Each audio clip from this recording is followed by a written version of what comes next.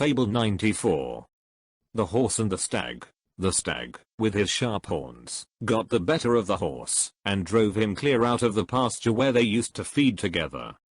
So the latter craved the assistance of man, and, in order to receive the benefit of it, suffered him to put a bridle into his mouth and a saddle on his back.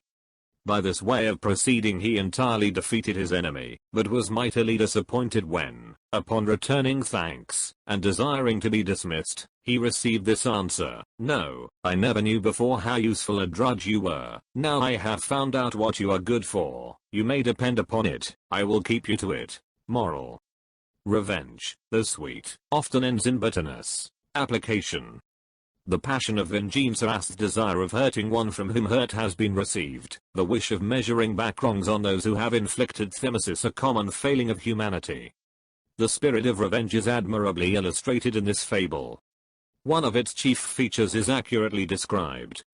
The horse is so desirous of revenge on the stag for driving him from his pastures, that he employs the services of man as his champion and ally, although in doing so he prepares a weapon, to be used against himself. Thus, oftentimes, the revengeful man is so determined to secure vengeance on his enemy, that he fails to realize that the means devised for the hurt of another may result in injury to himself. This fable is further susceptible of a political interpretation. The use of it in this sense is recorded in ancient history. Aristotle relates that Stesichorus recited this fable to the citizens of Himera, when they were debating whether they should assign a bodyguard to their ruler, Phalaris.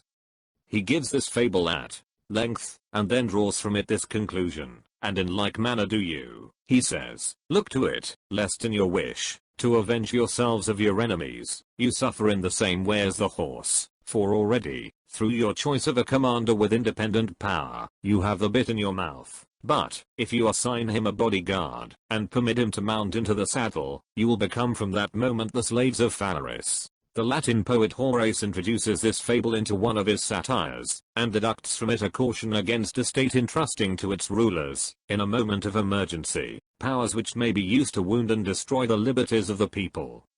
The fable teaches alike to statesmen, and to people, a lesson which is confirmed by the history of our own, and of many other nations, namely that an escape from present troubles may be too dearly purchased, if our allies and deliverers, when the occasion of need is past, prove to be our worst enemies, and yet more severe oppressors, too noble for revenge, which still we find the weakest frailty of a feeble mind. All is not good for all, though all would be alike possessors of something they see.